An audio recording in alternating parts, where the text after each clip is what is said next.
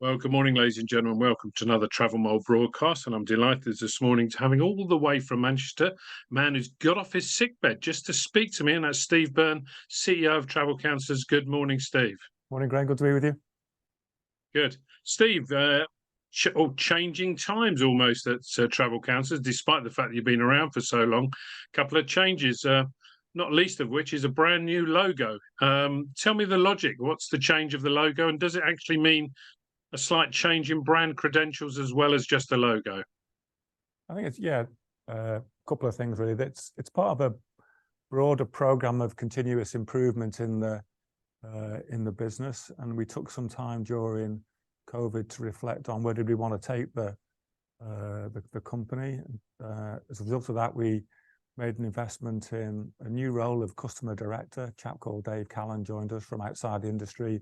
Worked with a number of really great brands, and we did some research. We know the brand provenance is really good with our customers, but we felt it needed some uplifting in terms of its visual presentation. We've not looked at it for several years, so it's about uplifting the presentation of it and reaffirming the values of the company. So the values and the brand values haven't changed. That's about caring more than anyone else and focusing on the personal relationship between the travel counsellor and the customer, but giving the brand a new look to reflect that.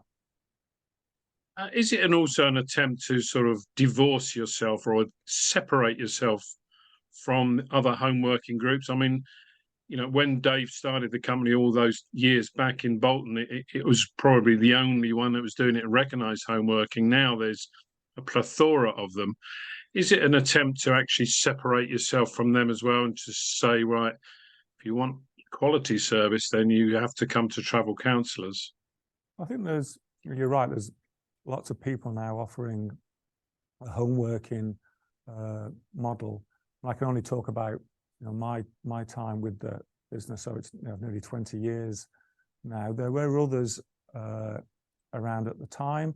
We weren't the biggest at the time actually, but the company's grown to be so one of the biggest. I think it's less about what others are doing and more about where do we want to position ourselves, and we want to position Travel Counsellors as the preferred platform of choice for professional travel entrepreneurs who want to have their own business as part of our community, empowered by our platform. And we also want to position it as a brand that's got real provenance and presence and reputation and trust, I think is the key word with customers.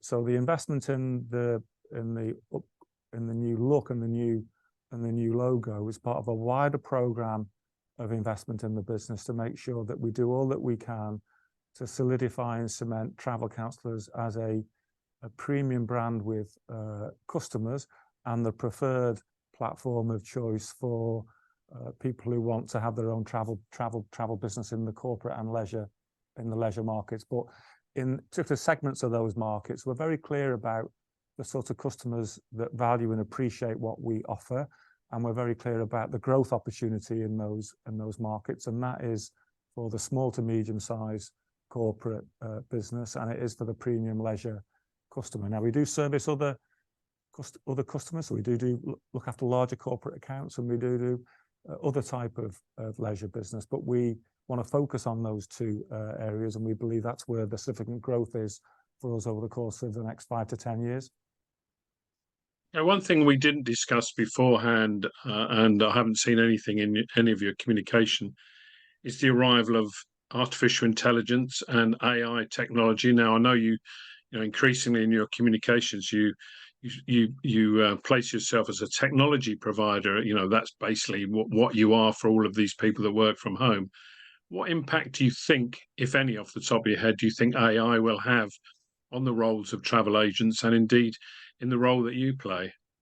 I think it's an important development, isn't it? We're currently running 4 live trials of AI across 4 different parts of the business. We want to test and learn from it. Things are going to progress and change very quickly, I think. So what we know today may be very different in 6 months' time.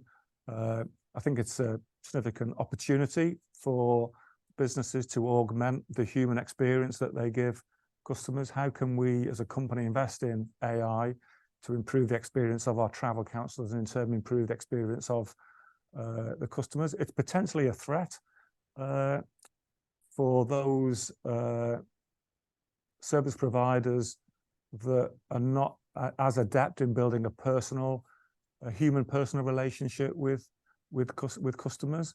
AI can complement the human touch, and that is the way that we're approaching it. I think it's also a reminder that to be a high growth business, which hopefully Travel Counsellors is in that category, it's very difficult now to separate high growth from technology. Most high growth successful businesses have got a high technology component to them, and we're no different. And I think you want to be part of a business that has got the ability to invest in technology, but with a clear understanding of why you're making that investment. So we're making that investment in technology and in the brand and other parts of the business to improve the experience for our customers and improve the experience for our travel counsellors. And the fundamentals of the company haven't changed. I've just been speaking to a number of new colleagues that joined us. The three fundamental things that drive the travel counsellor's success are looking after and doing the very best to improve the quality of lives for our customers, for our travel counsellors, and for the colleagues who support our travel counsellors. So customers and people supported by technology. And what we want to do is create the best of both worlds for a customer. And that is they have this human, personal, caring touch that only a experienced, caring, adept professional travel advisor can provide, but with the sophisticated use of technology to augment that experience. And the combination of the personal touch and high tech, so high touch, high tech, we believe offers a great future for the people who've got those skills, the skills to provide that human care, and also the skills to use the technology to complement that service. Oh, recently, acquisition, moving into new countries, Abu Dhabi. Is that the shape of things to come as far as Travel Counsellors is concerned? Well, we think, and we know we've got significant scope to grow. So the great thing is for people in travel that the travel market has proven itself to be very, very robust. We all weathered some incredibly difficult times, and it's the testament to everyone that's come through that we've done so. We know that the market's going to grow.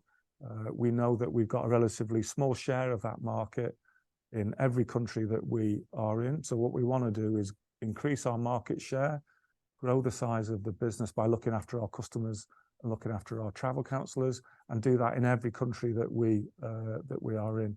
The primary vehicle which will do that will be organic growth. So how can we help our travel counsellors attract more customers into their business?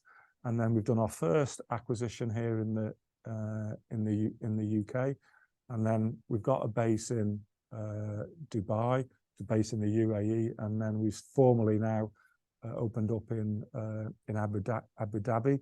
But we don't have plans at the moment, for example, to go into any new countries. The priority for the next couple of years is to capitalise on the opportunity we've got in the countries that we are in. Good. And finally, if we could get on to trading, which is obviously very important for all of these matters that you speak of in terms of investment, etc. You declared stellar profits for 2022, the best January you've ever had. Is trading still at those levels? And I know you do a lot of research as to what is driving that. So I wonder if you could let our listeners know what you think is driving that increase in trade. But do you see any clouds on the horizon? Yeah, so I think, like a lot of other travel businesses, we've had a really good run since we started to come out of COVID. So 14 months or so of consecutive record-breaking months. So June was a record month. July closes off today will be another record month. That's both on leisure and corporate. So we're broadly running at about, it varies, but around about 30 to 40% above last year to date, and then about 67% on pre-pandemic. But it has softened in the past couple of months. So the run rate on the leisure market is between 15 to 20% compared to last year. So that's a little bit softer than it was earlier on in the year. I think the growth has been, that many of us have seen, has been fueled by a couple of things. There has been that sort of pent-up demand, as we know people couldn't travel for so long, that they're catching up with them themselves. And I also think that there are an increasing number of customers who value and appreciate booking with someone that gives them the things that travel counsellors and other businesses of our kind can give, which is that personal touch and that personal attention. So I think those two things have driven our growth and the growth that some others have experienced. I think we're all going to be wary of the macroeconomic environment. So what does that mean? It means you have to be really attentive, look after the customers that you've got, making the most out of every customer inquiry that you've got. From an investment point of view, you still want to carry on investing to invest in the long-term future, and we're doing that. We're just a little bit more cautious about it. So you'll be a little bit more cautious about making sure that the investment case really stacks up, because it's not the sort of market where you want to be taking any risk. Hopefully, inflation will start to become under further control and start to reduce. And 24, the outlook for 24, hopefully will be as positive as 2023. There's absolutely no doubt, though, that there are some consumers who are suffering more than others, but there are others who still have got the willingness to travel. And all of the data, and you'll have seen the surveys, Graham, all of the data that people are furnishing, and Customer Insight is saying that customers are choosing to protect their spending on travel and holidays over other discretionary spend. I think there's a large part of that before COVID anyway, but I think that is definitely, been solidified by people's experience in COVID. So we're still very much focusing on the long-term opportunity and the growth that we have got, and others have got, in what is, a really positive market to be part of. Excellent. Well, I wish you all the very best of luck with your delving into AI, your retention of clients, and your expansion of your client base as well. And hopefully we can have another chat maybe in 6 months' time and see how you've got on. Love to chat to you. Thanks very much. Cheers. That's great.